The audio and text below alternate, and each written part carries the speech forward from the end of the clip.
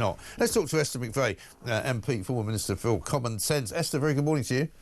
Morning, Mike. We'll talk about the rather, shall we say, quixotic immigration policy that Keir Starmer seems to have come up with this week out of nowhere. He's looked into Nigel Farage's pocket and basically pulled out a bit of paper with some notes on it and gone, oh, I know, this will work. But of course, people now say immigration is the #1 subject on their minds in this country as a YouGov poll in the Sun. We knew that. We've been saying it for months and months and months. But let me just start off with this idea of the hostile state being linked in the Telegraph this morning to this firebombing of Keir Starmer's home.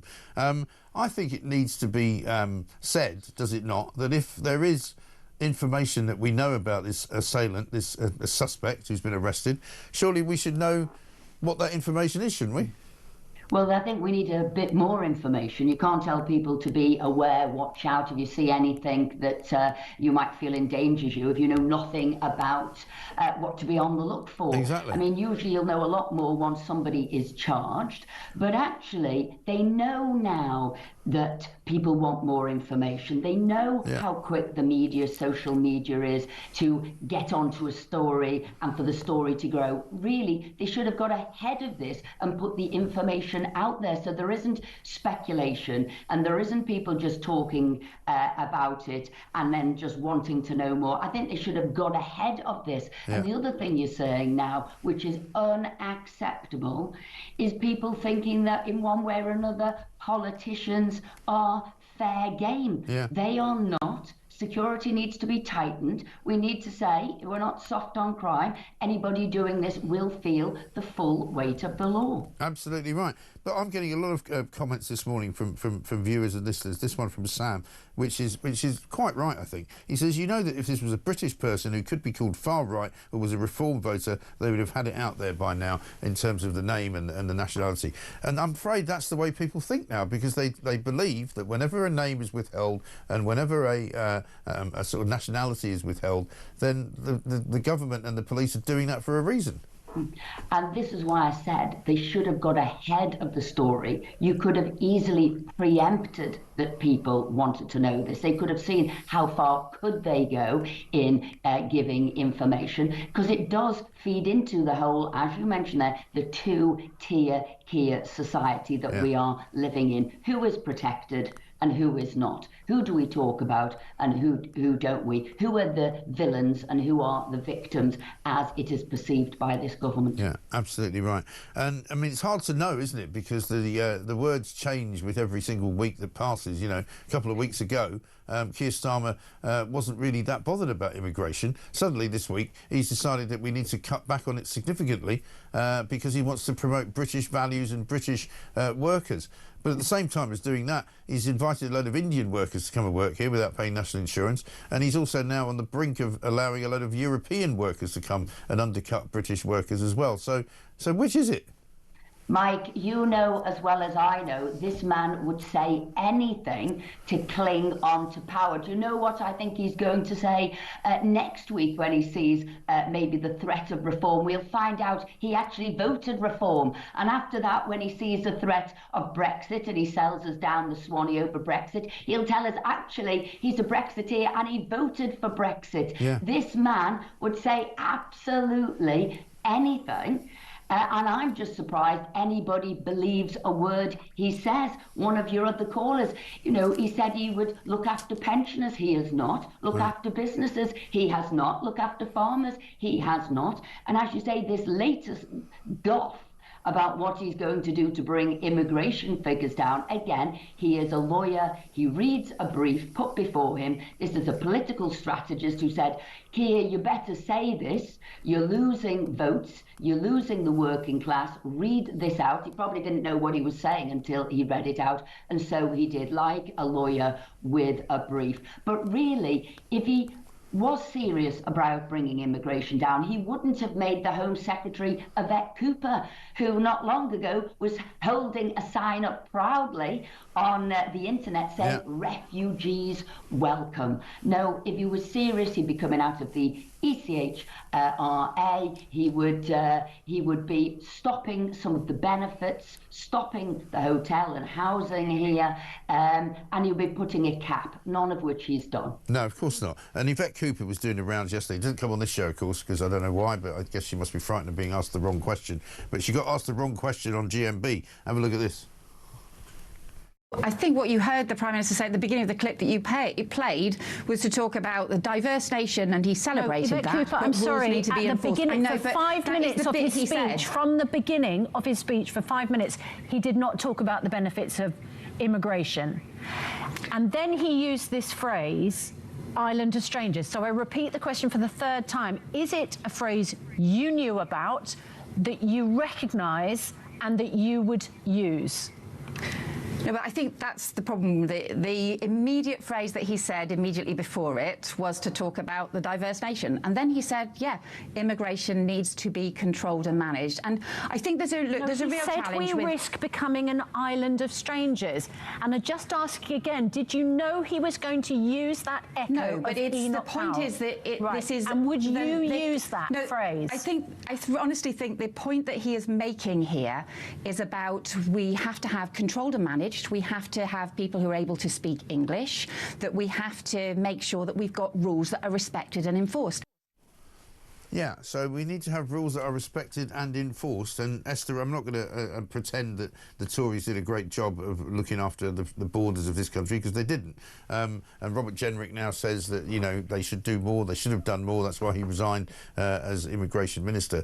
But, you know, the ball is now in a different court. It's in Keir Starmer's court. And he didn't even mention in his speech the illegal migrants coming here on boats, which are not really small boats anymore. They're pretty big bloody boats. And something like nearly 700 of them came over just on the day that he made that speech.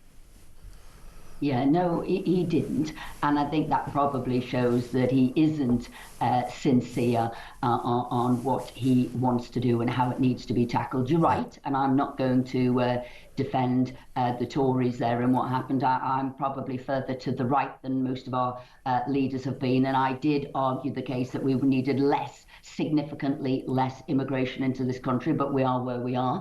Rishi Sunak actually at the end did make some bold moves, which was stopping the dependents coming in and making those deals with Albania to send back criminals. So when Labour does see, which they will see, some falls in immigration numbers, it won't be really what they've done, it will be what Rishi Sunak had done.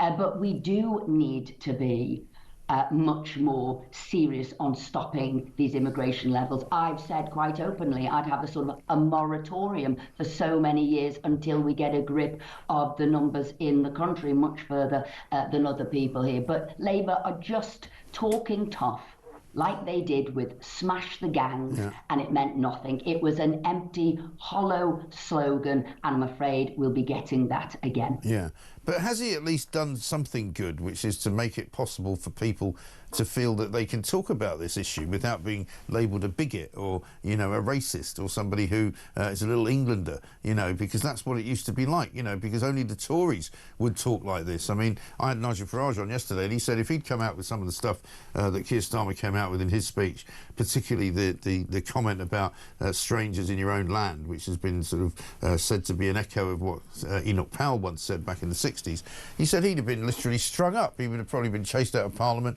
He probably would have been suspended for, you know, for being, you know, completely out of touch with the British people, who are very welcoming, and we all love immigrants and we all want them all to come. You know, now it's beginning to look like it's only the nutters and the mad lefties who are standing there going, refugees are welcome.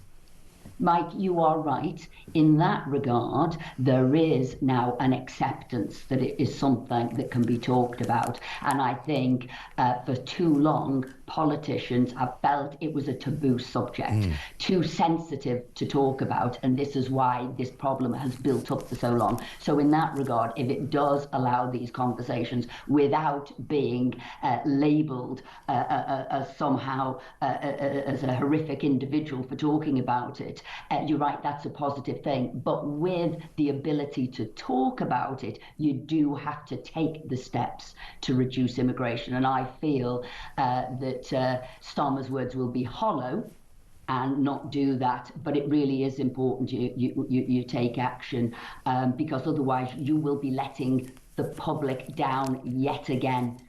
building up false hopes that something's going to be done and let them down again, which would be unacceptable. Yeah, absolutely right. A couple of stories about net zero this morning, and we got Ed Miliband apparently looking into the idea of possibly getting people to pay a sort of an amount of money taken off their salary in order to save up for a heat pump, which sounds complete madness to me.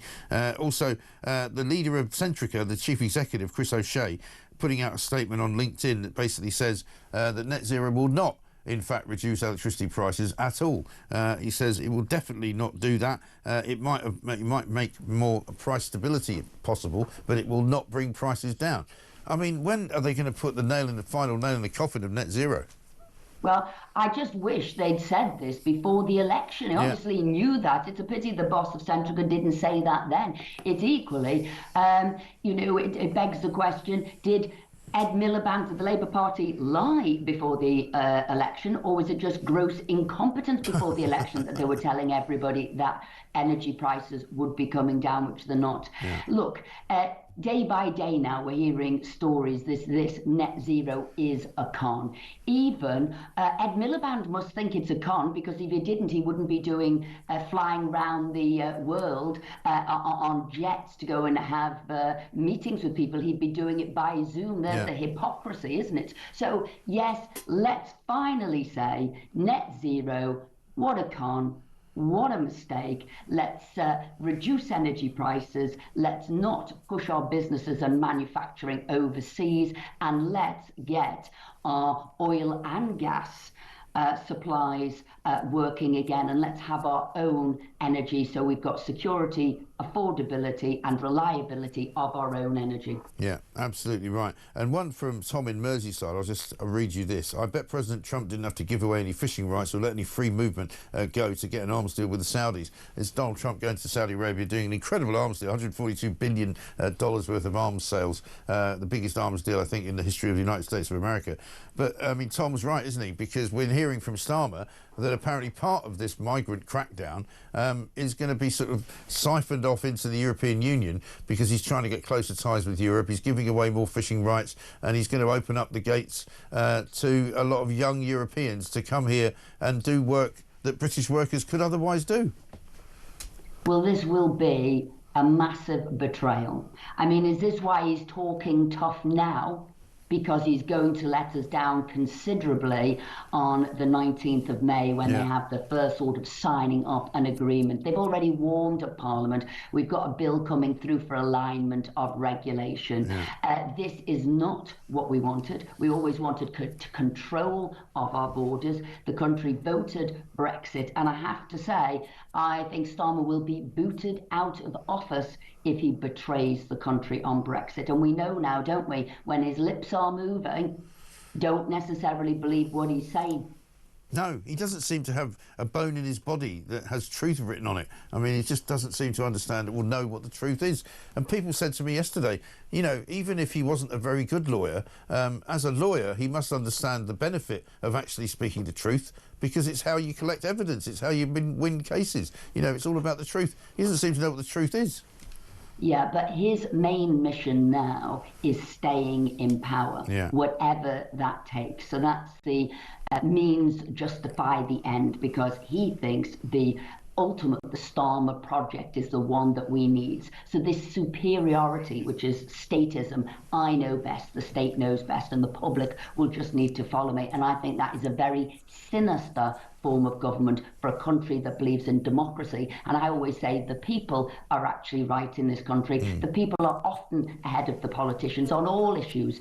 Immigration, Brexit, the country is ahead. And I actually think Starmer would do a lot better if he actually listened to what the public are saying, not pretending it and coming out with a sort of a statement pretending. We don't want pretense. We want real actions. Exactly right. Esther, good to speak to you. Thank you very much indeed. Esther McVey, MP, former Minister for Common Sense, still talking an awful lot of common sense.